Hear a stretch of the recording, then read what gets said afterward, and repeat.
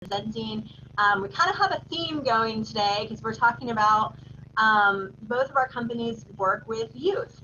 And so, I mean, I know we've all dealt with a lot of changes in our work environments, but our kids have been doing kind of the same transition. So I'm super excited that we kind of have this theme going here.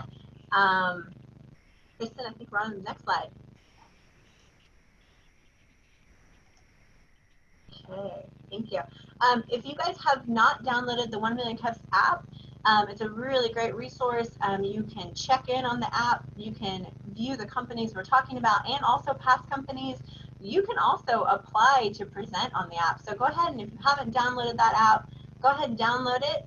If you've already downloaded, go ahead and check in today. We'd love to know how many people are here with us. And it's just a really great tool for us. Next, please. Okay, thanking our sponsors. 1 Million Cups is an all-volunteer run organization, but we do have some very important sponsors that keep us going. The Norman Economic Development Coalition, the Norman Arts Council, which is where we normally meet when we're in person, and More Norman Technology Center and Day Creative, helping us with our marketing efforts. Next, please. And as I mentioned, we're all volunteer run, so this is our current organizing committee. If you're on the organizing committee, like wave your hands or do something like that. Yes, I'd like to thank all of you for volunteering your time for this.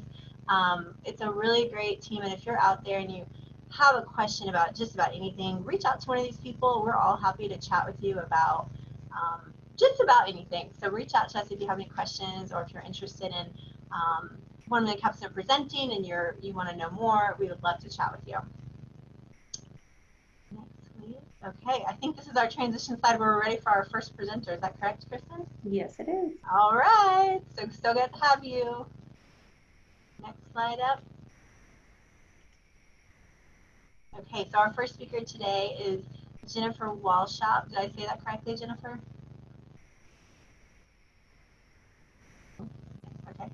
Okay. And she's with Imagine Music and Arts, and we're going to let her take over. I don't know what she is. Okay. There you are. Thank you, Kristen. Thank you, Sarah.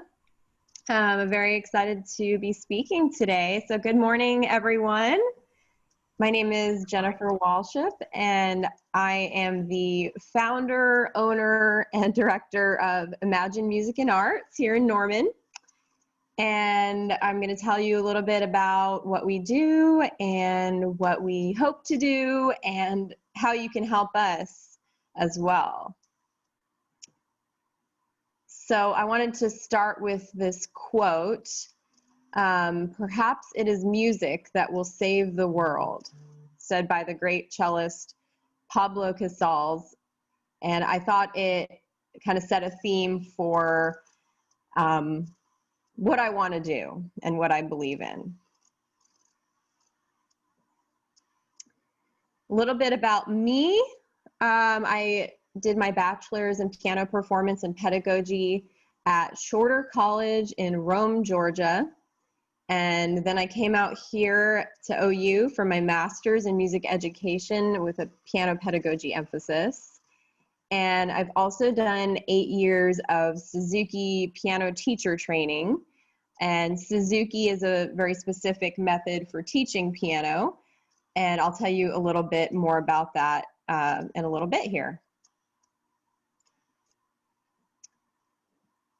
So here's me out front of our studio, Imagine. We're up on Rock Creek Road, just east of the train tracks, close to Norman North High School. We were started in May of 2016, and we teach all instruments. We teach visual art and also some acting. And our mission is to provide an opportunity for self-expression, creative thinking, and confidence building through the arts. So I'm not going to read all of these, but I wanted to include our values statements. This is something I have recently worked on. I'm working with a brand manager, and you know, I always kind of had my values in mind, of course, and what I wanted our business to look like and what we value, but never got them down on paper. So it was really helpful to choose, intentionally choose certain words and write out statements that go along with them. It really has helped me figure out what I want to focus on going forward. So I won't read them all, but community, harmony, personal growth, creativity, joy, and discipline are our values. So a little bit more about the Suzuki method. It's also known as the mother tongue method, meaning that we learn music the way we learn to speak our native language. We learn to speak by hearing other people speak around us, and then we try to imitate them. And we only learn to read and write later on. So Dr. Suzuki believed that we can naturally learn music that way, and children are naturally good with their ear. So why not utilize that ability? We also believe in the Suzuki triangle. So with the child at the top and parent and teacher on the sides, not because the child is more important, but because the parent and the teacher are working together to support the child. So we involve the parents a lot more in Suzuki lessons. We also believe that every child can learn, that talent is not something you're born with, but that can be taught. And we believe in nurturing the whole person through music. And that's why I believe that music can change the world, because we can nurture one human being at a time through music. So currently we offer Suzuki lessons and also traditional piano lessons. We offer all different instruments. We offer art and acting and different lengths of classes and group classes and lots of things. But I really want to focus in on our Suzuki piano program. I want to offer a package including parent classes, group classes, and private lessons that I think will better align with our values, including the parents and having that sense of community. So that's my goal offering right now. And here's a little bit of how I would describe our ideal clientele for that. Young children, because they don't have to start reading music yet. Obviously, they value the arts, they value exploration, learning at one's own pace, positive psychology. The parents have to have a willingness to attend the lessons and the classes with the students, which is a little bit different than your kind of traditional piano lessons. Not that those, are bad or anything. It's just different. It's a little bit more time commitment. And I also want people that are committing to music study for the long term, from the time their child is 5 through 18, instead of just like, we're just trying it out, a little bit more commitment. So I've tried a lot of things to advertise over the past 4 years. Some have been more successful than others. And as you'll see on the next slide, I did kind of like an analysis of what's worked well. Surprise, surprise, referrals are our top way to get students, with Google searches being the second most common way to get students in the door. And then I narrowed it down even more, who are my ideal students that are doing Suzuki, parents are involved, things like that. And this is how those students came to us. So a lot of them already knew me. I taught them in kinder music class or another early childhood class, or I knew them through friends. So it was tied between that and Google and referrals. So that was interesting, I thought.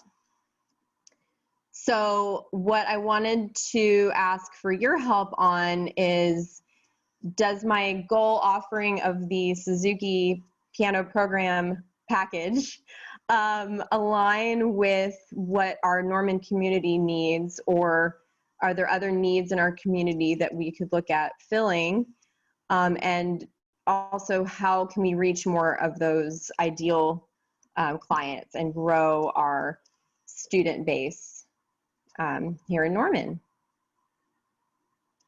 And that's another picture of my studio. That's where I teach, and my contact information. So thank you in advance. And if you have questions, I'm happy to answer. Great, thank you so much, Jennifer. So our traditional 1 million cups format is our speaker talks for about 6 minutes, and then we have about 20 minutes allocated for questions. So feel free, audience out there, to jump in, unmute yourself, and jump in with a question, or you can type it into the chat if you'd like to do that as well. I'm going to start off with a question. So tell me more about this idea of the parent classes. Like, do the kid and the parent both go and learn together? So right now, what I'm thinking is like a separate class just for parents. I have a few going on right now that I'm kind of using as guinea pigs.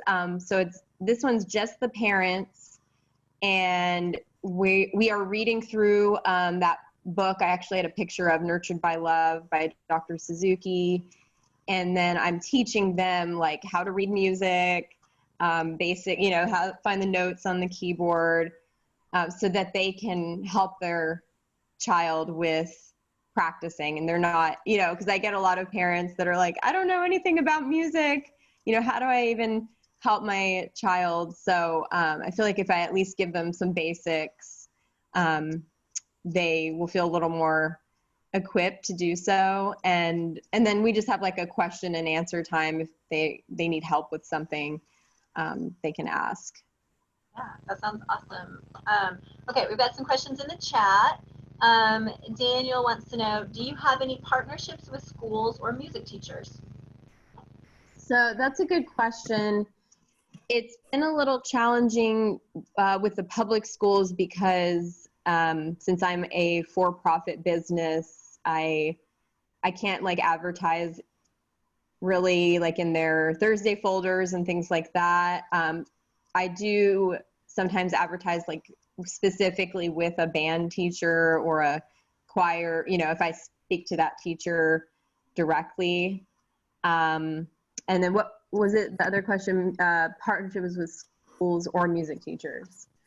Yeah, so I mean, I also, I don't have any like official partnerships, but I also talk to a lot of the like private schools too, like Montessori schools, and like we have the Waldorf school, and which those seem a little more promising in some ways, because I feel like the Montessori method and the Waldorf method kind of are similar to Suzuki. So if you have any suggestions on like doing more with partnerships instead of just like, hey, can I come bring by flyers? I don't know a ton about how to do partnerships. All right, we have a question from Jessica, and she asks, have you worked with any pediatricians' offices to post brochures? Our pediatrician in another state recognized the importance of music in a child's life and was happy to offer space for reference materials. No, that I have not thought of pediatrician's office, but that's a great idea,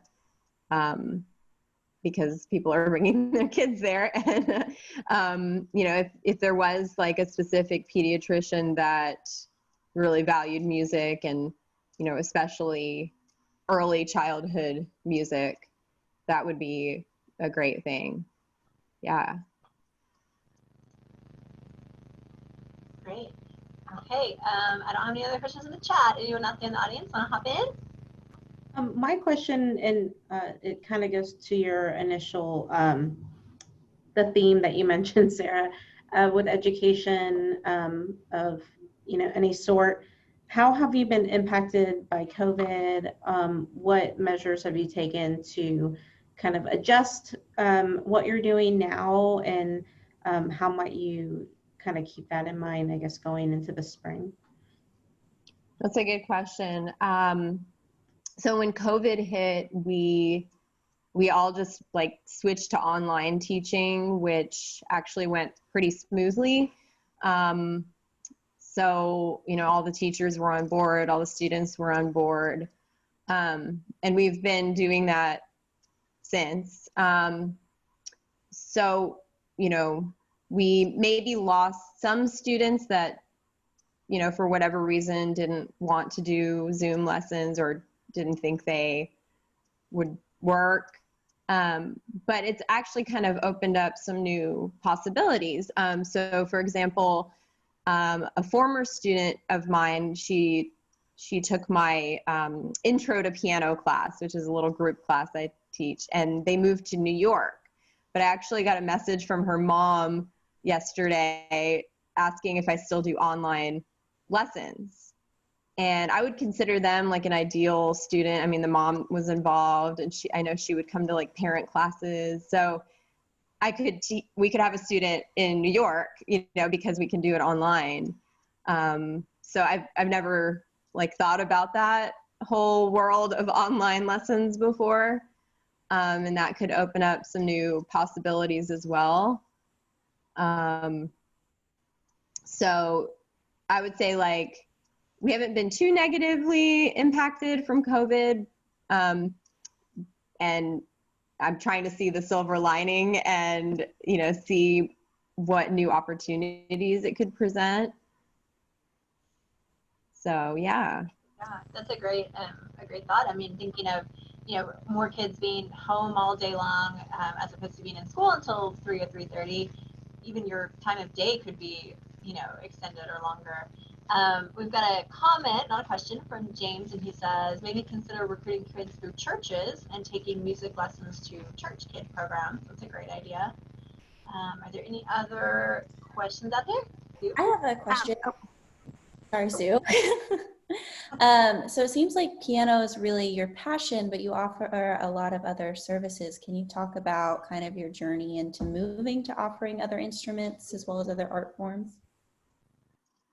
Sure. So let's see. When I started Imagine in 2016, I had been teaching like on my own. I was renting a room at Gillum Music Store. And so my original idea was just to do piano, Suzuki piano. But I, you know, didn't have like the other teachers to do that yet. And so when I rented this building, it kind of just happened where other teachers came and said, hey, like, do you need a guitar teacher? Do you need a drums teacher? And so I was like, sure, why not? Like, I'm not going to say no. So it kind of just expanded to whoever I knew a lot of musicians in the area. And, you know, when I first started, I wanted to get as many people in there as possible. So it kind of, it kind of quickly changed from what I originally intended it to be. And now that I feel a little more like financially stable and a little more confident in like how to run a business, I want to kind of go back to focusing on what I originally wanted to focus on. Not that I want to get rid of all the other stuff, but I kind of want to find like our niche. You know, there are a lot of music studios in Norman already that teach all instruments, you know, and teach, you know, have rock bands and stuff like that. And I want to be a little more centered on the Suzuki and like the family feel and the community feel. So it's kind of my journey, I guess, except that it kind of just happened. Yeah, good question. Jennifer, first of all, I loved all the analysis that you've done on where your client, your families are coming from and how they heard about you. I mean, that's incredibly interesting and helpful information. Like I think there's some comments in the chat about if you use Epic Funds, which I saw that was one of the things that you listed, which which is amazing. Like the idea that maybe Google searches are so important. Mm-hmm. That if the Suzuki method could be done remotely, suddenly now you have this whole swath of people that may not have access to Suzuki method. Mm-hmm. And whatever you're doing seems to be working, and maybe that's an area that you could lean into even more. Is how do you, is there a way to identify in certain areas or position yourself as, the Suzuki expert in South and Central Oklahoma or whatever it is. Sure. I think that could be a thing that would not be available to somebody maybe in a smaller community. Mm-hmm. That's a good point. Yeah. Especially in Oklahoma, there aren't very many Suzuki piano teachers. I think I know of some in Tulsa, but in the Oklahoma City metro area, it's like pretty much me. And I would like there to be more, but until there is, maybe we can serve some of those people that are a little bit further away. I have a student that comes from Edmond, and they drive to Norman. So it's like at least a 45-minute drive each way, if not more with traffic. And so his mom commented, I really like these online lessons. It, saves me some time, and stress of driving. And I don't know, I have to like wrap my brain around it because when I teach, I'm so like touchy-feely too. I mean, you can't with COVID anymore anyway, but like grabbing their hands and moving them. So the online, I've had to get used to, but I guess the benefit of that is I have to rely on the parents a little bit more, which is good. So like, since I can't move their hand, I have to tell their parent, they need to do it this way, and, remind them to relax their shoulders. And so, it's a whole new world, with COVID and online, but could be good things too. That's great. Okay, do we have any more questions for Jennifer out there? One of the things I was thinking is, based on Sue's comment, maybe even considering the option of training other musical instructors in the state on how to use this method might be something interesting. And maybe you can, charge kind of a nominal fee for it, like $10 to listen and learn about it. Mm-hmm. Because it may even be that, what if those instructors say, well, I love the idea and concept, but I kind of like what I do. But if they ever know of someone that might work better in this method, or if they have people online and they're not really willing to do the online education of this, that it could be a referral system of sorts. Mm-hmm. So I think maybe even just, if you're kind of the expert in the area, maybe just webinars to share how to use it. Yeah. So I will say that there's a Suzuki Association of the Americas, and they offer an official like teacher training program. So that's where I've done all my training. And usually you have to like travel places to do that. They're doing some online because of COVID. So I'm not an official like teacher trainer through them, but I would say like I could mentor people. I would put it that way, like, so that they wouldn't be like receiving official training, but I could mentor them. They would be welcome to like observe lessons and classes. And I can encourage them, to go get official training through the Suzuki Association. But yeah, I'd love to just convert other teachers to Suzuki teachers, just because I, think it's the best way. But yeah, that's an interesting thought as well. We've got a question from Joyce. Have you ever considered franchising? I don't know too much about that and how that would look with Suzuki. I don't, like I said, since they are an association, they're I guess a business of sorts, and they have official teacher training. I don't know if I could do that necessarily.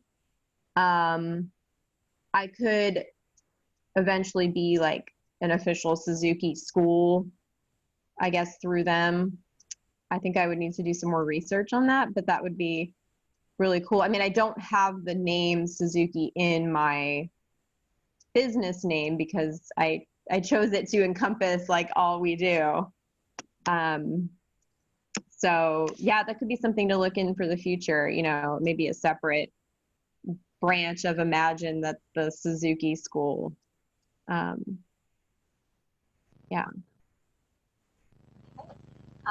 Any other questions out there? Okay, all right. Well, Jennifer, thank you so much. We love hearing from you today, and we appreciate you. And then next time we're in person, I have a whole box of cute little 1 million types of mugs for all of our presenters that we'll back channel and fill. So I pretend I'm handing you a cute little mug.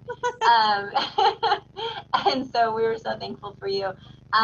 Next up, we have some announcements. I think Kristen's going to take over announcements for me before we have our final speaker.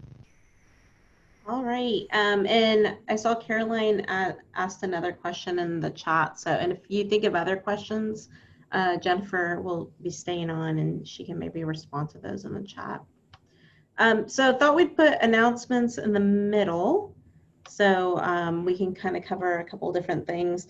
Upcoming events, this is mainly what this section is about. The iHub is doing virtual coffees on Thursdays via Zoom. You can email Diana, and basically what it's turned into is a number of people kind of just sitting and talking about what they're working on. The other thing I wanted to highlight was the Entrepreneurship Expo, which is happening in November, but right now the applications are open for people to apply. You can go to price.ou.edu/OU Expo to get your application. And basically what you're going to do is create a video to be able to present for the online expo, and then there will be an award ceremony.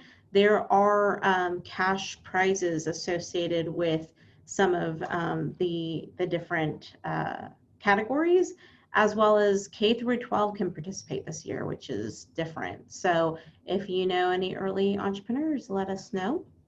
The founder of Code for America is presenting with the 201 talks for the iHub. So you can go to bit.ly/201 talk Palka, if I could say her name right. OK Catalyst is hosting SBIR week November 2nd through 6th. So you can find their information here at okcatalyst.com/events to learn more about SBA Live. And this was something that I just wanted to share. And the idea of having participated in eShip recently, the aspect of ecosystem building, we're all really entrepreneurship ecosystem builders in our own right with the communities that we work with and connecting with people. And so you can always connect with more people via our Launch OKC Metro app. And that's really in the idea of if you talk to someone who has an idea, but you aren't necessarily the best person to help them, how can we find other people to connect them with so that we can see their businesses thrive and be successful? So those were just some of the announcements, and I will let Sarah take it from here. Great, thank you so much, Kristen. Next up, we have one of our very own organizers on our team, and he's going to share Michael Hirsch. Wave, Michael. There you are. And he's going to share about Loveworks. I think most of us are probably, hopefully, familiar with Loveworks. I know we've had some Loveworks offshoots present before, but we're excited to hear what they're up to, and I know they've got some really exciting stuff. So, Michael, I'm going to throw it right to you. Well, first of all, I want to say congratulations to each of you. You are a survivor. Whether you realize it or not, you are a survivor of middle school. And if we can go a couple slides ahead, love for you all to see your congratulations. Give yourselves a hand. You've lived to tell the story, and there is your badge this morning that you are a middle school survivor. Well, while there is no doubt, I would imagine that you could probably agree with me that the years of middle school might be considered a few things. It could be difficult, challenging, hard, awkward. By the way, feel free to drop in one word to describe middle school in the chat, but keep it at least PG or PG-13 appropriate. We work with kiddos. And I don't want to paint a picture that it's all negative, but I would raise my hand and I would say that they happen to be the years of middle school, some of the most challenging for me personally in secondary education. And I don't want to overspeak with this next statement, but what I do want to say with our next slide is that if you can surround students, regardless of their social status or their parents' economic status, if you surround them around the right people and you place them in the right environment, at Loveworks, we really do believe that anything is possible. And if that's true, that is massive good news for our community here in Norman. Next slide. If I haven't met you yet, I see so many familiar faces. My name is Michael Hirsch. I'm Executive Director of Loveworks, and I'm joined on today's call with our amazing rock star staff, Carolyn Lee and Elle Schroyer, who truly are the movers and shakers and rock stars here at Loveworks that really do make the impossible possible here. And we too, the three of us, are also survivors of middle school. And we lead an organization called Loveworks Leadership here in Norman that works with, you guessed it, middle school age students. And so today what I want to do is I want to help you to learn about what we've been able to see here at Loveworks, and also to just our incredible village, our amazing Norman community. For several years now, we have seen students walk through the very front doors of our campus wearing backpacks. And then just with a blink of an eye, and if you happen to have kids, you know how quickly they grow up, and you just wonder, where has the time gone? And we've seen that here at Loveworks. And so with the blink of an eye, those students just that were wearing backpacks are now graduated from high school, they're tax-paying citizens, and they're making positive contributions in the communities that they reside in. Many of you are familiar with our story, a few of you that aren't. So I want to take you back to the beginning, because I think this will be helpful to see where we're heading as an organization. But we started looking in 2010 at a need that we identified not only in our community, but in communities across our nation, that middle school students are considered the most at risk out of any demographic of student, more so than their younger and older siblings and even peers. If you're curious as to why, it happens to be because at that particular year, in those few years, they have the fewest amount of extracurricular activities available to them, and then positive programs. And so, you know, at that time, we saw the need, we were drawn to it, we felt called, we identified one of the problems and gaps that existed in our community, but then we faced one of our big challenges. It's when we asked ourselves the question, who on earth would want to attend an after-school program? Now, the key word here is want to. We know plenty of parents, I am one, that do our best to encourage, slightly guide, nudge, push, force, and students kind of have to do something. But what would it look like if students actually wanted to be a part of an after-school program? So we began to reimagine what could the space look like and how could it be different? And so that began a quest and a journey for us. And we began looking at other best practices across the state of Oklahoma. And then literally we traveled from coast to coast, from West Coast to East Coast, all the way to where Dr. Denise Paris is located.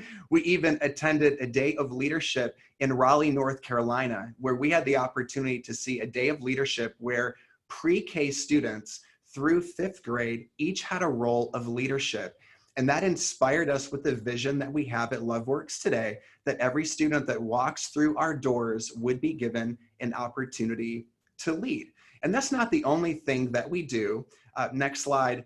we also to curate character development opportunities for our students through various curriculums that we use. I think it was Henry Ford who said that excellence or quality is when someone does the right thing when no one else is looking. So we want to build strong character in our students, but we also we personalize and we customize project-based learning opportunities for our students, giving them the opportunity really to begin to discover their purpose. And we hope to take steps towards the big dream that we believe is in their heart. And so as a result of all of this, over the years, next slide, please, we've had an opportunity to work with thousands of students, primarily here at our hub location in Norman, Oklahoma. And just the next slide, if we could. So here in Norman, Oklahoma, we've also worked with students in Western Heights School District, directly in Ponca City. Loveworks is becoming known now for helping kids, believe it or not, kids ages 11, 12, 13 years old, start real businesses. As you'll see on the next slide, here are two of our previous 1 Million Cup Norman presenters, Real Tech and Real Kitchen. Their products are now available in over 70 retail outlets across the Metroplex. But the number that I really want to focus in on in just the couple minutes that we have remaining is the number 143. So over the years, we've now had an opportunity to see 143 students graduate from high school. 90% of those students are either working right now or they're continuing their higher education. And 40% of those students say that Loveworks has helped them to gain lifelong business skills. And that really transitions us into what I would say is one of our, and we have more than this, but one of our present day challenges. But I also believe that this is one of Norman's most unique and special opportunities. And it is to help us further establish and build what we call a career pathways program, or an entrepreneurial pipeline and a business pipeline for the students that we are working with. While our startup companies are the ones that receive the majority of the headlines here at Loveworks, that only really represents a micro population of who we're working with. But the macro gets us equally as excited thinking about what would it look like. And imagine with me for a moment that these students that we've worked with for a number of years, that they are academic ready, but they are also fully equipped with experience to head into the workplace and to make a contribution. And so after many professionals get the opportunity to learn just about Loveworks and the work that we're doing, we most often hear this phrase that I wish something like this existed when I was in middle school during those hard, confusing, challenging, forgettable years. But something different's happened here. And while we can't go back and relive the past, I believe even starting today that we can collectively collaborate together on how to build leaders so that we can see Norman be the best positive community that we possibly can. So thank you so much for your time this morning. And I would welcome any thoughts, ideas, and questions and feedback that you might have on how we can accomplish one of these goals. Well, thank you, Michael. For those who have not been to Loveworks, this is not really a question, this is just a comment. I'm incredibly jealous because you're the only person I know who has a ball pit behind them. And I'm so jealous. So for those of you who have not been there, I know it's not, we talked about it before, it's not, exactly a COVID-friendly thing, but I'm still very jealous of that. So let's go ahead and open up to questions for Michael. I see some good words here that describe the middle school years. Yeah, I said that middle school was awkward, but I'm still kind of awkward, so I haven't really grown out of that yet. So maybe I do need to come to your after school program.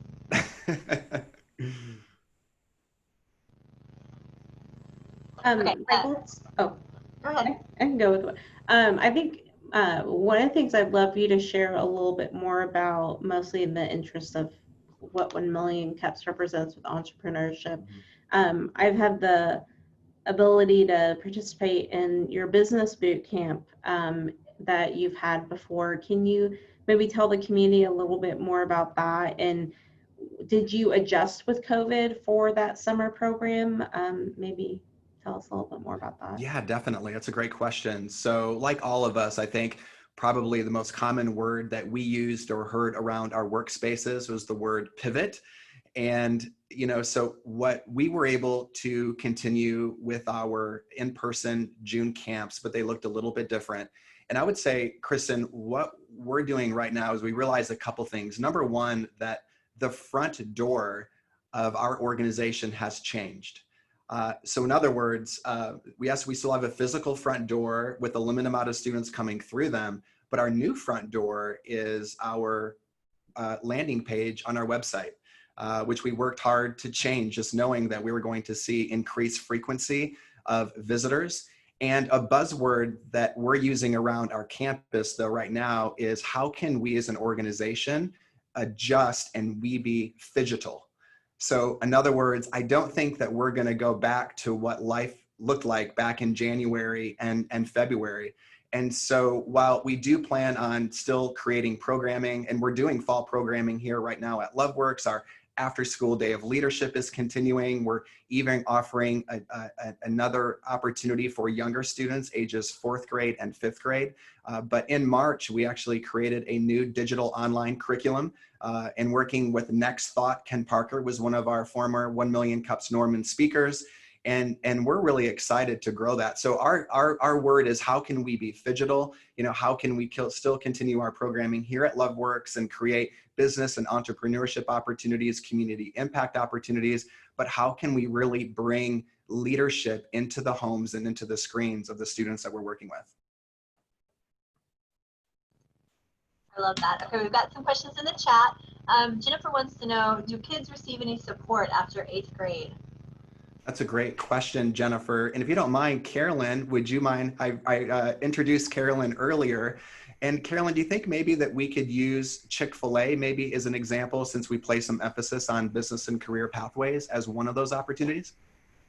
Yeah, for sure. So it's over the years, we realized that we really feel like a Loveworks family. We use that verbiage quite a bit here. We even have like a family code. And so we know after 8th grade, you don't necessarily graduate out of a family.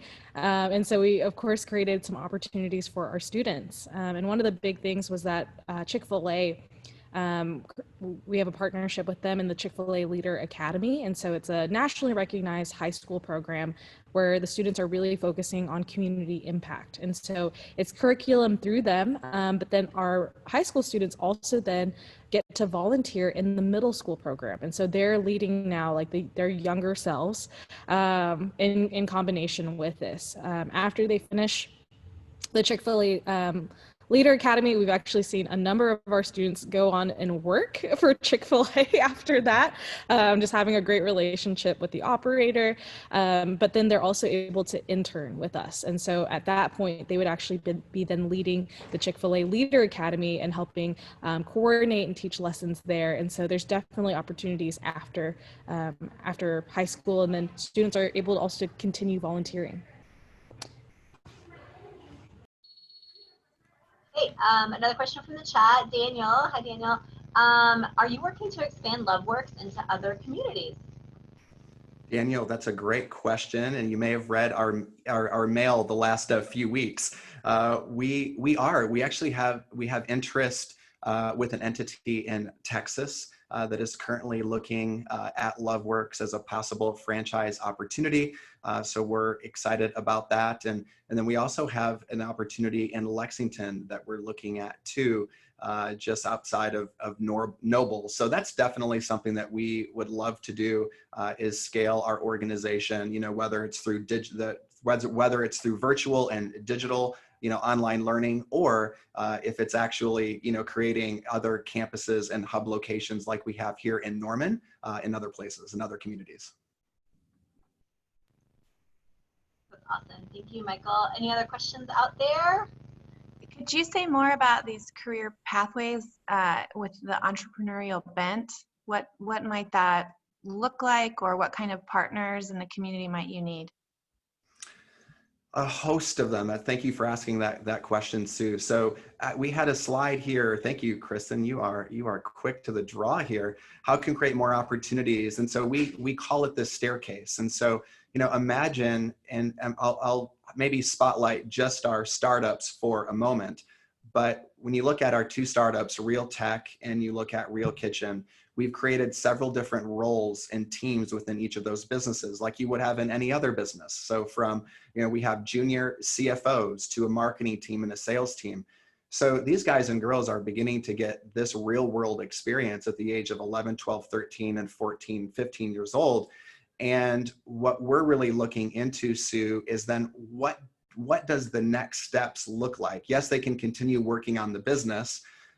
You know, More Norman Technology Center, who's represented on this call that we love, you know, can begin entrepreneurial classes. They're technically their junior and senior year of high school. And so that's what we're wanting to really do. We're wanting to look at what do the next steps on the staircase look like. And we want to develop as many partnerships and collaborations we can. So ranging from, like I said, More Norman Technology Center to University of Oklahoma. We've been able to do some real exciting things with Dr. Denise Paris and Price Business. We hope that can expand, but we'd love to also identify various sectors in our community. You know, so in other words, you could, that business owners could look at Loveworks as the pipeline. So tell us what you need, what kind of skills are required. You know, depending upon degree or not, like we have the opportunity here at Loveworks to train, equip them in a safe environment where they can try something and fail, and we can just nurture and help them to get back up to try again. But you would know then that you would have somebody that has experience behind them and that can enter in, hopefully then enter into your workplace and into your business and make a real contribution. So that's the real goal with the business and career pathways. Michael, just to add to that, I don't know if you mentioned it, but it's in combination, of course, with the career training is the just the character building. And so even outside of like the skills that they have, like we want to offer, you know, to different businesses in our community, young leaders that have great character as well. And so they're going to have a great work ethic in addition to that. Yeah, I'm glad you added that. Thanks. Michael, I love that you said try something and fail. I think that's so important to teach, and I think we don't teach that enough. Can you expand on that a little bit? Yeah, so, you know, I'm thinking of, you know, students that are part of our, I think of our Real Tech company. Or actually, I'll use career pathways because I want to focus too on the macro, which is the majority of our population. We create opportunities for students that are called passion projects. And Carolyn and the team just does a phenomenal job, again, identifying, we call it the village, this amazing village here in Norman of men and women that so selflessly give of their time and passion to work with our students. And so when a student begins a passion project, they're short term. They're anywhere from maybe 4 weeks to 6 weeks. And like if we were all 29 of us going to go out to a restaurant, the first thing we would receive would be a menu. And so we give our students a menu, and then they have the opportunity to select and rank it 1, 2, and 3, like what they feel like they're the most interested in and excited about. And so they have a chance to then work with, let's just say, for instance, culinary. And after 4 to 6 weeks of culinary experience, and they're exposed during that time, you know, by the leader and the professionals about the industry and opportunities that are available, you know, they think to himself or herself, you know, I really like culinary and food, and I think I'm going to continue just eating food for the rest of my life, and I'm going to consider doing something else. And at Loveworks, we affirm that. Like, we consider that, borrowing a word from Stephen Covey, that's the win-win. So even though they may not call it a passion, the win is that in that environment, they discovered, you know, it was interesting, but I don't think I'm going to continue to pursue it, you know, but we don't discourage them because of that. If anything, we just encourage them to begin to look into other opportunities that they can be involved in, and hopefully really make that connection and see their heartbeat come alive, beat faster. You see their countenance change, their eyes light up. I'm sure Jennifer has seen that with her students that, you know, finally get music. They start playing it and they understand it. And so that's the end in mind for us, to give them safe environments that they can try and fail, and then hopefully find something that they could really connect with. I would say even it's in our methodology. So I know Norman Public Schools uses it, but we use something called Love and Logic around here, and it's all about creating that safe environment where students are able to make mistakes and kind of make choices, knowing that there's going to be some sort of outcome. It could be positive, it could be negative, but for them to make that decision and see that kind of consequence come, and for us to help the student afterwards of like, okay, well, let's actually deep dive into that, like let's reflect on this, so that, you know, they're not just failures, but they're learning opportunities for sure. My wife now uses Love and Logic on me. And it's quite effective. I'm like sitting on the couch and he says, Michael, would you like to go out and clean the garage or empty the dishwasher? And I find myself like getting up, walking towards the dishwasher. And I don't like taking dishes out of the dishwasher. Random little side note. Michael, I have a question for you. Yes. So I was just, I was typing in the chat, like things that, you know, you would ask, like what kinds of stuff could our local businesses use help with? And it got me thinking, because I was like, I need help with like bookkeeping and like all that kind of stuff. Like when they create their businesses, like the salsa business and everything, how much do you guys get into like that kind of stuff, like bookkeeping and budgeting and those kind of skills? Jennifer, that's a great question. We really, I think you might be surprised at how much we do deep dive. And so, and Elle, feel free to jump in on this. Elle is our director of operations. She works with our students on financials as well as our CPA. And so both of our Real Kitchen and our Real Tech teams, they actually work through presenting each on their business meetings, like Real Tech on Monday nights. Like they'll make a presentation and they'll give a report, you know, like you would just at a regular team meeting or a board meeting. And so we kick off with finances.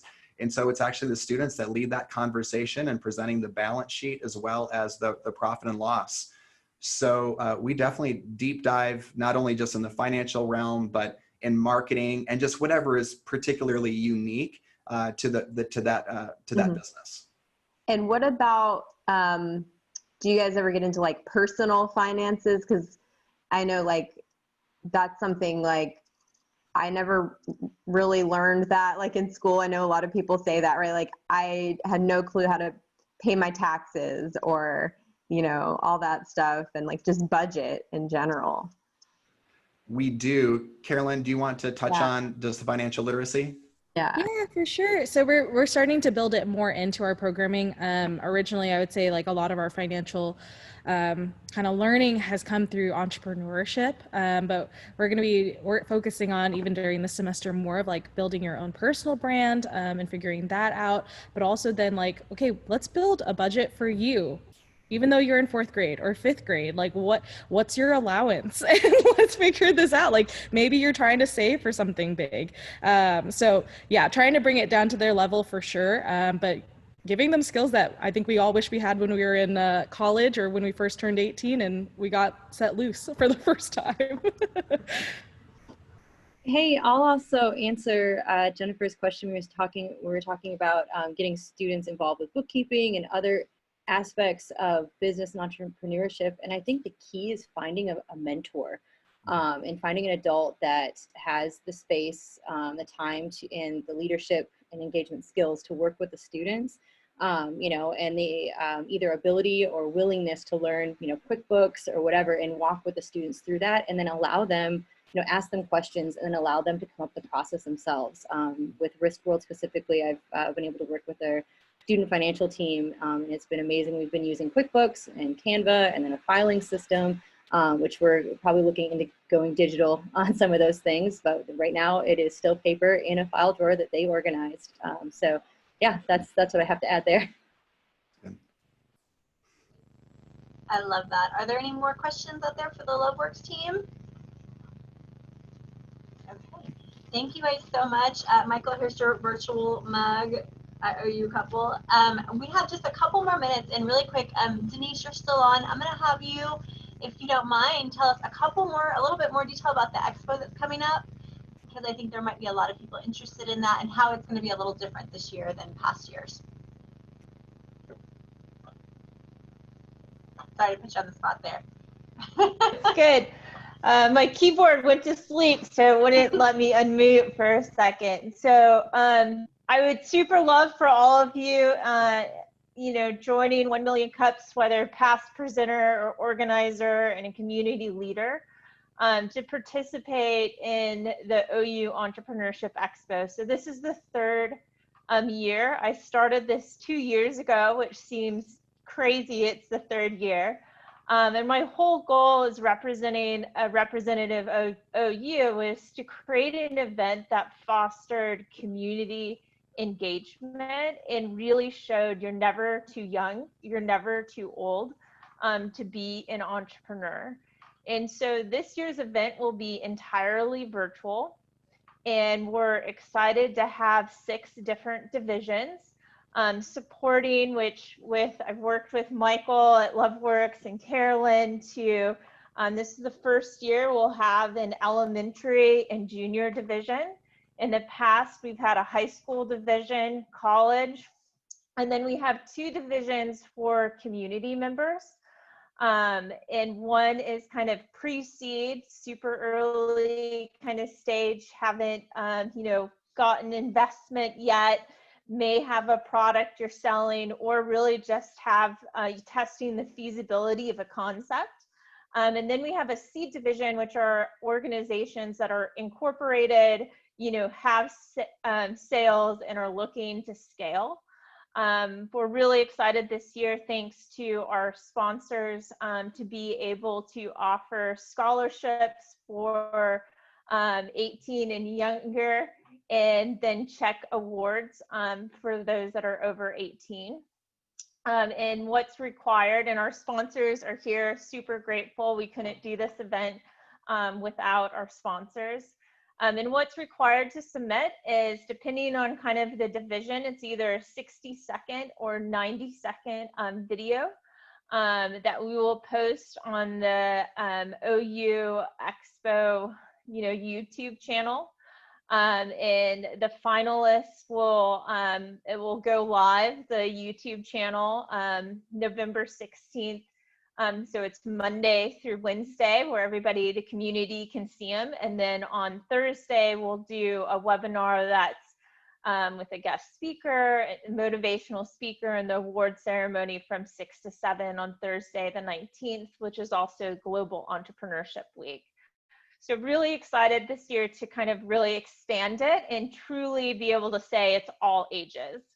So please, for all of you guys, if you have children involved in schools, right, please share this out. It's a, hopefully motivational time to kind of be creative and pitch an idea, as well as kind of existing, Jennifer, as an existing business, please consider applying to the seed round to expand and get the word out. So what's exciting about being virtual as well is it extends our reach, right? So this is a great promotional tool with national reach. Almost every year the expo has been hosted, because it's multi-generational, which is very unique.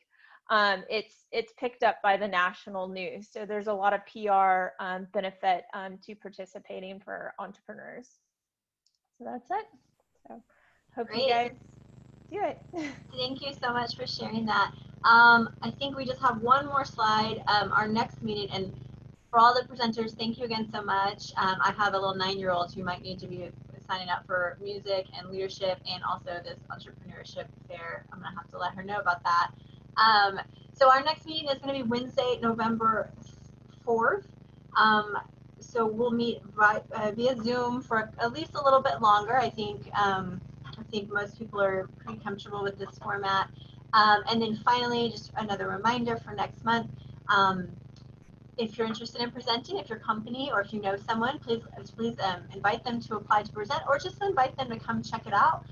We'd love to see new faces, whether that's your middle school students. We'd love to see some of them on there, your college students. and just anyone is welcome. So please stay tuned, and we hope to see you guys next month.